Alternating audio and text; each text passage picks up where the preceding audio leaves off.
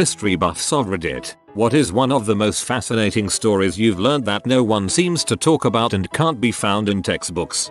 I wish more people realized how truly post-apocalyptic life after the collapse of the Western Roman Empire was. In Britain, we had large cities made of masonry, aqueducts, running water, lawyers and accountants, central heating, financial derivatives, or thriving civilization. After the collapse, we lost all of that. The plumbing and concrete broke down. Nobody knew how to fix it. People built mud huts inside old stadium and amphitheaters, using them as forts. That's some Diamond City crap there. It took centuries for the economy to recover to the point that currency was needed again, rather than bartering. A side point, back in the day, York and Thebes were in the same country. That still blows my mind.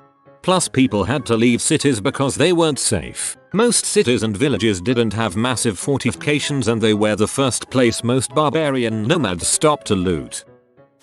The May incident in World War II. American submarines were very good at getting away from Japanese surface ships. This was because the Japanese thought American submarines could only reach a much shallower depth than they actually could, and they never set their depth charges to these deeper depths. Congressman Andrew May decided it would be a good idea to hold a press conference announcing this fact. From then on the Japanese set their depth charges to these deeper depths. Vice Admiral Charles A. Lockwood, commander of the US submarine fleet in the Pacific, estimated that May's security breach cost the United States Navy as many as 10 submarines and 800 crewmen killed in action. He said, "I hear Congressman May said the Jap depth charges are not set deep enough. He would be pleased to know that the Japs set them deeper now. Loose lips sink ships." When Ivan III of Russia married Zoe Sofia Paleologina, niece of Dragaces Paleologus or Constantine XI, her uncle gifted them a library along with many other treasures. This library somehow survived the burning of Moscow in 1493 and continued to be passed down to her son, Vasily III, and then on to her grandson, Ivan IV. During Ivan IV's reign of terror, the second half of his reign, he feared the library was too precious a treasure and worried it would be stolen. So he and a few men took the collection out of Moscow, what was most likely a 3-day horse ride, and buried the books, possibly in a vault. To ensure the location of the library would never get out, he had the men killed. Ivan IV died before the location of the library was ever revealed. We have no idea what could have been in this library or if the contents have even survived, though some historians have speculated that Plato's Hermocrates, the final dialogue pertaining to Atlantis, could have been part of the collection.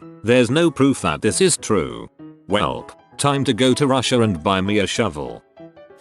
It's a bit more recent, but I love the story of Gander. After 9/11 all the planes were grounded. Almost 7,000 people, which was about 66% of the local population, were forced to land in this tiny town of Gander, Newfoundland. The whole town worked together to make sure all the passengers would have everything they needed. The local ice rink was filled with frozen food that people donated. You couldn't find a closed door in town for stranded people to take a shower or just talk. Once the grounding of planes was lifted, those passengers pooled their money together and created a scholarship for the people of Gander to use. This is one of the greatest acts of kindness that I can view in history. To this day, Gander is the only place outside the United States where they have a piece of the World Trade Center. In World War II, there was a Spanish spy named Joan Pujol Garcia who approached the Allies to work for them. When they refused, he approached the Nazis, and they accepted him, giving him the codename Arabelle. Once he earned credentials working as a Nazi spy, he approached the Allies again, this time getting a job as a double agent, codenamed Garbo. This is where it gets unbelievable. He fed the Germans a combination of misinformation, true but useless information, and high-value information that always got to the Germans just a little too late. He even started a spy network consisting of 27 sub-agents of his own. Keep in mind that not a single one of these sub-agents existed. They were completely imaginary, but regardless, he submitted expense reports for them and had the Nazis giving him money to pay their salaries. At one point, when he had to explain why some high-value information got to the Germans late, he told them that one of his spies had died. He actually got the Germans to pay the imaginary spy's imaginary wife a very real pension for her loss. Not only did his false information get the Nazis to waste millions of dollars, but he was also instrumental in convincing the Nazis that the attacks on D-Day were just a diversion, and the real attack was yet to come, keeping vital German resources away from the front lines. He is one of the only people to ever get an Iron Cross from the Germans, which required Hitler's personal authorization, since he wasn't a soldier, and an MBE from King George VI. The Battle of Attu. It was the only battle of World War II fought on US soil. Attu is an island in the Aleutians. The Japanese invaded it intending to, who the heck knows, it was far too remote to serve as a staging for an invasion of the mainland. The American soldiers who were sent there had originally been slated to go to North Africa. They were sent to the Arctic in the spring, with gear meant for fighting in the desert. They lost more men to the elements than to the Japanese. I am a nurse, and a few years ago I had a resident who was in this battle. To his dying day he was reluctant to talk about it, even 70 years later. What I shared here is all he would tell me. So during the Spanish-American War, right after it broke out, the US Pacific Fleet got wind that the Spanish had their Pacific Fleet sitting in Manila Bay in the Philippines. So the US fleet sails from Hong Kong to go attack them, and along the way a British fleet saw them headed full steam somewhere and figured they must be headed for a battle. Well, since there were no training videos or simulations in 1898, the best way to get experience was to either be in a battle or watch one, so they followed along behind the Americans to see what was going to happen.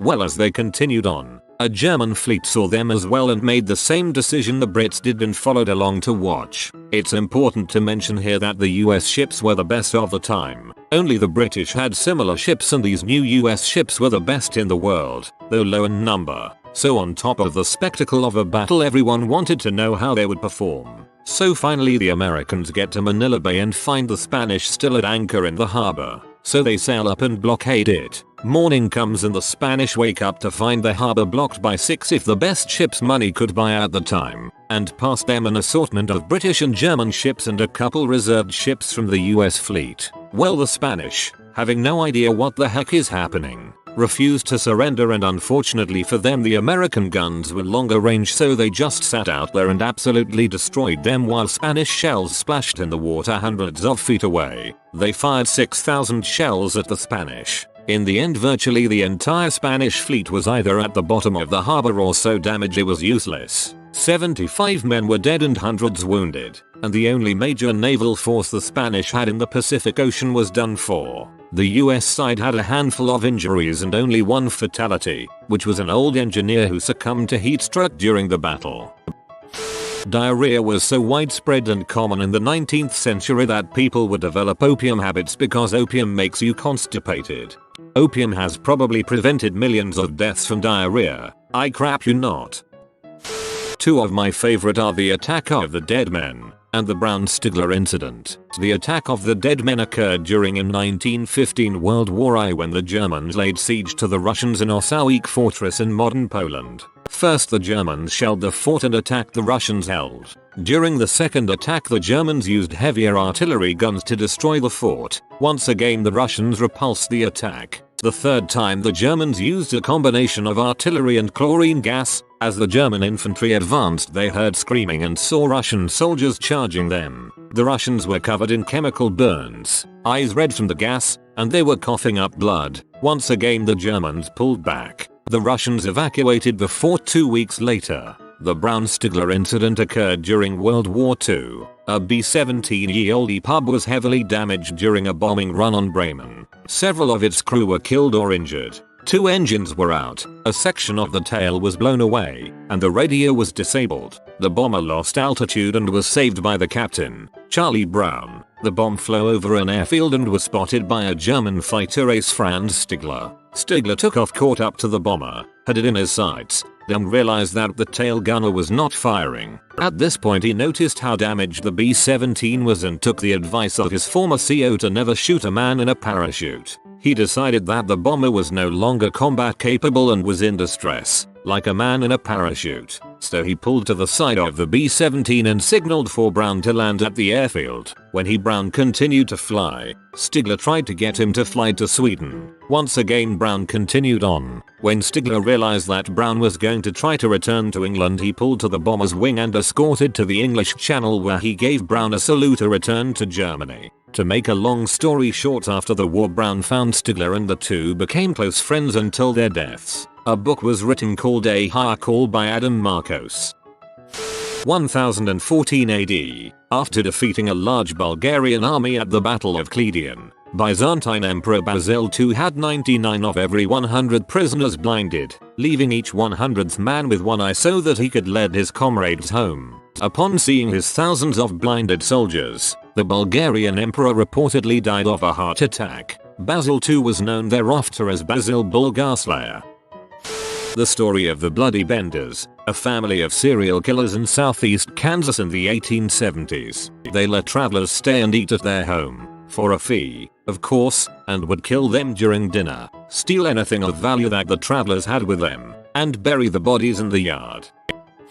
More people may know about this now compared to if you had posted this question like 6 months ago, but the story of the Clotilda, the last slave ship to carry slaves from Africa to the US. The importation of slaves into the US had been outlawed by the federal government in 1808, but the international slave trade was still active. In 1859, the captain of the ship bet a rich man that he could import some slaves from Africa. He sailed that year and made it back, smuggled them into ports at night, took them up the river and then transferred them to a steamship and burnt the Clotilda. The slaves were split according to the people who fronted the money for the captain to sail and were enslaved alongside the American-born slaves and were freed after the Civil War. The captain was tried, but not convicted. The slaves settled on recovered land and founded a town called Africatown that's still there. It got launched back into the news recently because there's been a lot of attempts to find the last US slave ship and people believe that they found it a few months ago. The Bee Wars. You all know about the Soviet gulags, correct? Well, within them there became a society of criminals that organized together as thief-in-laws. In Russian, they became commonly known as the Vors. They were viciously anti-authority. They must refuse all orders and all work and spit in the face of officials. These Mathefrikers were hardcore. Well, when the Nazis invaded the Soviet Union, Stalin allowed prisoners to fight them on the front, in exchange for their freedom. So these guys, who are just anti-authority, were now fighting on behalf of the Soviet regime. The interesting thing though, is that these men were career criminals. So after the war, once they were free, they continued to commit crimes, and many were sent back to the gulags. Now the Vors that agreed to not fight the Nazis began to call these traitors Sukas, or B in English. The Sukas became a sect and were the bottom of the pyramid of the gulag's hierarchy. However, these guys were now war-hardened fighting machines. Because they took so much crap from the Vors, they eventually rebelled and the gulags were torn apart in extremely bloody battles. Literally tens of thousands of prisoners died. It was no joke, and the guards allowed them to get away with it too because it was a means of population control. Thus, the Bee Wars. The last American Civil War widow actually died in 2003, and the government is still paying pensions to 2 children of Civil War veterans. In case anyone is finding this hard to believe, the woman married an 81-year-old Civil War vet when she was 21 years old. She then lived to be 97. I may not be too much of a history buff, but I really like the story of Leo Major. Leo was a Canadian soldier serving in World War II. He was assigned to the division in charge of liberating the Netherlands. One day in the summer of 1944, he was alone on reconnaissance duty when he saw 2 German soldiers walking nearby. He killed one and captured the other, then captured their commanding officer and an entire German garrison after killing a couple more. He came under fire from other German soldiers and Jewett kept walking. He single-handedly captured 93 German soldiers. In February of 1945, a truck Leo was in hit a landmine. He broke his back, a few ribs, and both ankles, and was told he would be discharged. Leo couldn't give enough fricks, however, and a week later he snuck out of the field hospital he was in and stayed with a Dutch family. After getting better, he made it back into his battalion and volunteered to do reconnaissance of the city of Zwolle. Once he departed, he decided to take the city himself. He convinced a German soldier to relay a message back to the German army, then through the night ran around the town making all the noise he could. He shot bullets, threw grenades, captured German soldiers, burned down the Gestapo, and cleaned out the SS building in Zwolle. His tactics were so effective he convinced the German army that the entire Canadian army was invading the town. So by the morning the town was free of Germans and the Canadian army just marched in. He has a street named after him in that town now. The Battle of Saragarhi, 21 British Sikh soldiers were attacked by 10,000 Afghans. All the Sikhs fought to the death and brought down a lot of Afghans. It, deservingly, should be considered one of the greatest last stands of all time. I recently finished Killers of the Flower Moon, which was a piece of interesting history about the systematic murders of the Osage Indians around the 1920s in Oklahoma. Without going into every little detail, the Osage Indians were given head rights over land that contained oil. They were essentially given royalties for miners to come and mine for oil. It actually ended up making them the wealthiest people per capita at the time. Of course, some white folk weren't too impressed and then started systematically murdering them so that the head rights would be passed on to a relative whom happened to have a white husband, as he would be allowed to legally take possession of the head rights. It was investigated many times with nothing turned up until Hoover decided to take a much bigger vested interest in the case and assign a team to handle it. It was a pretty important case as it gave Hoover the impetus to increase the size of his department and implement new ideas as a framework moving forward for the future Department of FBI. I think it was called Dodge at the time. Anyways, I hadn't heard about this and never knew just how much these people went through at the hand of common white folk around them at the time. Very interesting read and highly recommend it. Robert Liston, 1794 to 1847, a surgeon. In fact, he was described as the fastest knife in the West End and could amputate the leg in 2.5 minutes. The faster the surgery, the more likely the recovery. Though during this particular amputation he went so quickly he also removed his patient's testicles. However, he also amputated a man's leg in less than 2.5 minutes, who would later die of gangrene. In his haste, he accidentally cut off his assistant's fingers, who would later die from gangrene, and, apparently, cut through the coattails of a surgical spectator, who was so scared he died of fright, this becoming the only surgery with a 300% mortality rate. We British did try opening trade by negotiation, but sometimes we did it very, very badly. 1793, Beijing, Qing Empire, Macartney Embassy, Britain's first attempt at negotiating with the Qing. The party arrived with no prior warning or arrangement with the royal household or the court of the Qing, and at a time while the emperor was in a different palace, so not expecting guests. The Qianlong emperor still agreed to meet them though, and was quite impressed by the 10-year-old boy they brought along, who could speak fluent Chinese. Just, none of the adults could speak Chinese, or Manchu, or any language that was used in the Qing court. So the court ran around trying to see if anyone could speak English in the court. Literally only one person in the Qing court could, the Grand Secretariat Hessian, who was occasionally absent from court due to illness. The negotiating didn't go too badly between Macartney and Hessian, though Hessian did have a bout of illness while at the table, which it turns out was caused by a hernia the guy had for over 20 years,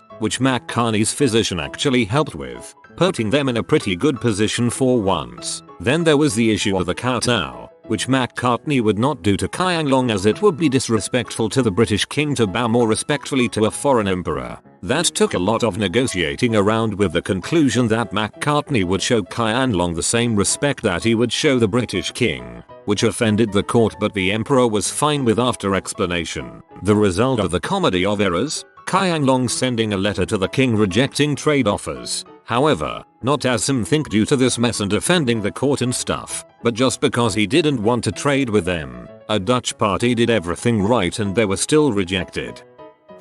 You have been spotted by the rare flying floofer. If you comment good boy below, he don't steal your hot dogs anymore. If you are new to the channel, you can subscribe. I publish new videos every day. Until then, check another video, or don't. Either way, have a great day you magnificent people.